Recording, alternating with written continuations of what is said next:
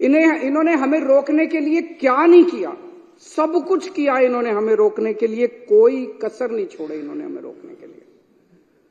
लेकिन जो हमारा असली चीज था वो ये, इन्होंने हमारे काम, सबसे बड़ी तकलीफ इनको किस बात की है कि जो काम हम लोग कर रहे हैं इनके पास उसका काट नहीं है। जो काम हम लोग कर रहे हैं ये वो काम नहीं कर सकते। हमने क्या क्या काम किए, हमने पिछले पहले हमारी दिल्ली में सरकार थी, पंजाब में सबसे बड़ा काम किया। दिल्ली में और पंजाब में दोनों जगह बिजली फ्री हो गई और बिजली 24 घंटे हो गई। मैं आज बीजेपी को चैलेंज करता हूं, 30 साल से गुजरात के अंदर तुम्हारी सरकार है, 15 साल से मध्य प्रदेश के अंदर तुम्हारी सरकार है, 10 साल से उत्तर प्रदेश के अंदर तुम्हारी सरकार है। एक राज्य के अंदर बिजली फ्री करके दिखा दो, तुम बिजली 24 घंटे करके दिखा दो। एक राज्य के अंदर इतने बड़े बड़े पावर कट लगते हैं, गुजरात के अंदर, मध्य प्रदेश के, पंजाब के अंदर एक साल में 0 पावर कट हो गया। दिल्ली के अंदर 0 पावर, 24 घंटे बिजली आती है, फ्री बिजली आती है। तुमसे ना 24 घंटे बिजली आती तुम्हारे राज्यों में, ना फ्री बिजली आती। इतनी महंगी बिजली आती है, इतने पैसे लेते हो जनता से। दिल्ली के अंदर हमने और अब पंजाब में कर रहे हैं, शानदार स्कूल बना दिए, सरकारी स्कूलों का काया पलट हो गया। पूरी दुनिया से लोग देखने के लिए आ रहे हैं। पूरी दुनिया के अंदर आज शिक्षा के लिए जाना जाता है दिल्ली को कि स्कूल बड़े अच्छे हो गए, शानदार शिक्षा, हैप्पीनेस करिकुलम। अमेरिका के राष्ट्रपति की बीवी हमारा हैप्पीनेस करिकुलम की क्लास अटेंड करके जाती है। दिल्ली ने देश का नाम पूरी दुनिया के अंदर रोशन किया है। और इनके स्कूलों को उठा के देख लो, गुजरात, मध्य प्रदेश, उत्तर प्रदेश के स्कूलों को उठा के देख लो, क्या हालत बना रखी है। उनके अंदर जानवर घूम रहे हैं, ये टूटी पड़ी हैं, दीवारें टूटी पड़ी है। कितने गरीबों के बच्चों का भविष्य जो है इन्होंने अंधकार में डाला हुआ है। मैं चैलेंज करता हूं बीजेपी को, इतने सारे स्कूल तो छोड़ो, 10 स्कूल तुम अपने गुजरात में, मैं तो इतना घूमा गुजरात में चुनाव पर, एक स्कूल नहीं मिलता था जो इन्होंने ठीक कराओ। 30 साल के अंदर तुमसे एक स्कूल ठीक नहीं हुआ। ये काम तुम नहीं कर सकते, इसलिए इनको तकलीफ है। हमने दिल्ली में अस्पताल इतने बना दिए, सबका इलाज मुफ्त कर दिया। अस्पताल बना दिए, सबका इलाज मुफ्त कर दिया। मोहल्ला क्लिनिक बना दिए जिसमें गली गली के अंदर लोगों को इलाज मिलने लगा। तुम भी कुछ अच्छे, तुम लंबी लकीर तो खींच के दिखाओ यार, तुम कुछ अच्छा काम तो करके दिखाओ। हमने बुजुर्गों के लिए तीर्थ यात्रा कर दी, इतना आशीर्वाद देते हैं, इतना आशीर्वाद देते हैं बुजुर्गों को। और ये सारे काम पंजाब में भी हो रहे हैं। पंजाब में दिल्ली से ज्यादा मोहल्ला क्लिनिक, दिल्ली में तो 540 मोहल्ला क्लिनिक बने हैं, पंजाब में 800 से ज्यादा मोहल्ला क्लिनिक 1 साल के अंदर बन गए। महिलाओं के लिए फ्री बस यात्रा कर दी इन्होंने, इतना विरोध किया, लेकिन सारी महिलाएं तो हमारे साथ ही हैं। दिल्ली के अंदर पानी कोने कोने के अंदर पहुंचा दिया, घरों में पानी नहीं आता, कोने कोने के अंदर पहुंचा दिया, पानी फ्री कर दिया।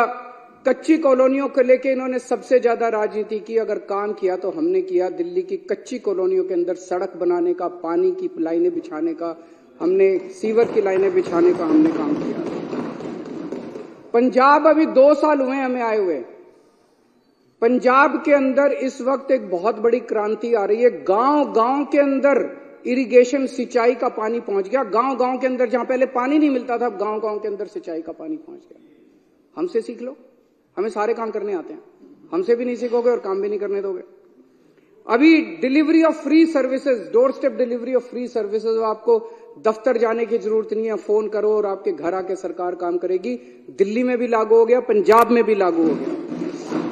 इन्होंने दिल्ली के अंदर हमें door step delivery of ration नहीं करने दी, घर घर हम राशन पहुंचाना चाहते थे, इन्होंने दिल्ली में नहीं करने दी, हमने पंजाब में जाके लागू कर दी। अभी 10 दिन पहले मैं उद्घाटन करके आया हूं पंजाब में। हम लोग व्यवस्था बदल रहे हैं, बहुत बड़ा काम कर रहे हैं। और अब मैं आपको बताता हूं जो एक दर्दनाक कहानी है कि इन लोगों ने किस तरह से ये सारे काम रोके। जब इन्होंने देखा कि जो काम केजरीवाल कर रहा है ये काम तो हमसे होते नहीं, ना हमसे स्कूल बनते, ना हमसे अस्पताल बनते, ना हमसे बिजली का काम होता, ना हमसे पानी का काम होता, ना हमसे सिंचाई का काम होता, ना हमसे दलाल खत्म, हमसे और ना हमारी इच्छा। अभी को पैसे कमाने इन्होंने, तो जब इन्होंने देखा ये काम नहीं तो इन्होंने काम रोकने का काम किया। बड़े दर्द के साथ आज मेरे को कहना पड़ रहा है, कि पिछले साल इन्होंने किस तरह से दिल्ली के अस्पतालों के अंदर दवाइयों को रोकने का काम किया। अस्पतालों के अंदर गरीब आदमी अपना इलाज कराने के लिए आता है।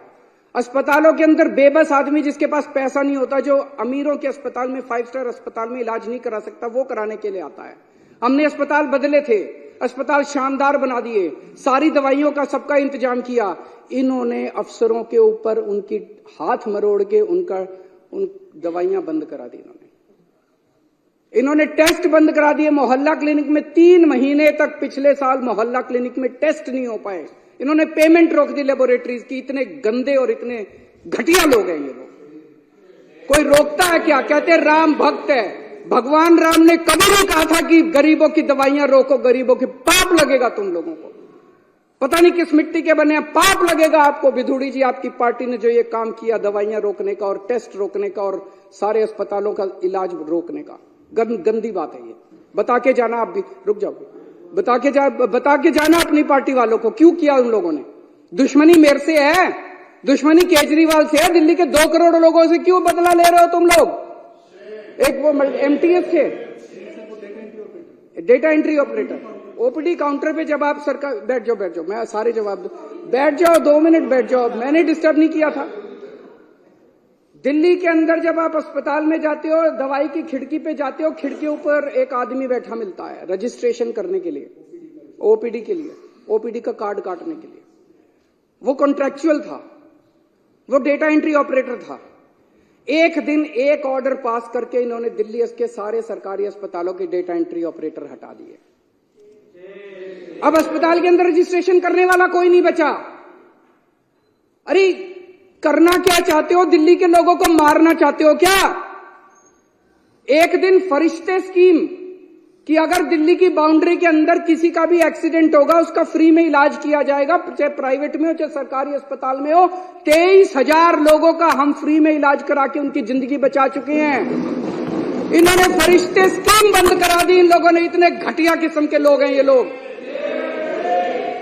मेरा दिल रोता है जब मैं ये सारी चीजें, मैं जानता हूं किसी दिन लिखूंगा ये सब कि किस तरह से भारतीय जनता पार्टी के लोगों ने कितने घटिया स्तर के ऊपर इन लोगों ने काम किया है।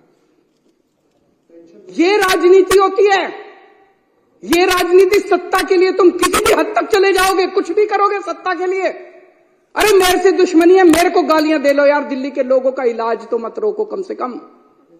आप लोगों को लगेगा केजरीवाल झूठ बोल रहा है।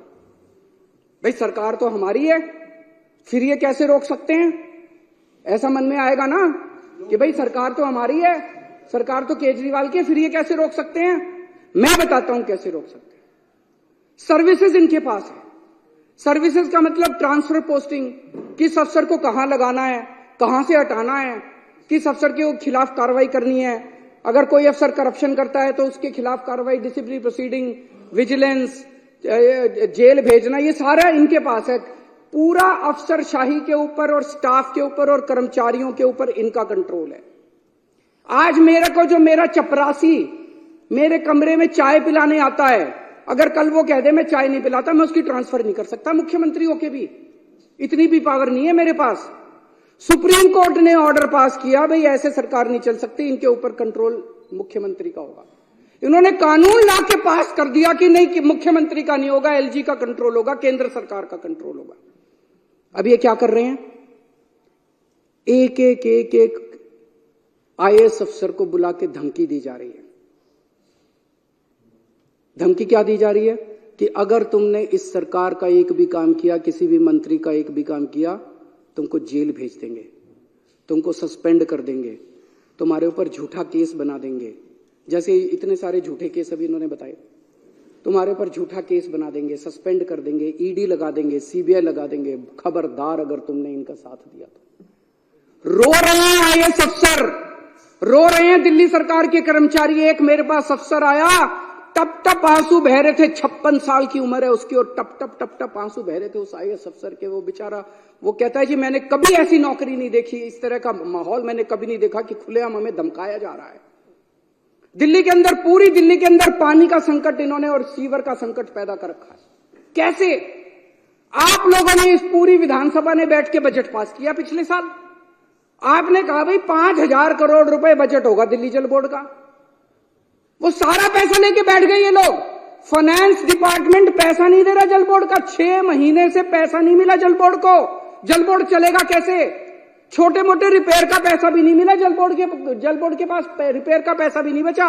छोटा मोटा धमकी दी जा रही है कि फाइनेंस डिपार्टमेंट के प्रिंसिपल सेक्रेटरी को धमकी दी जा रही है, खबरदार अगर तूने पैसा दिया।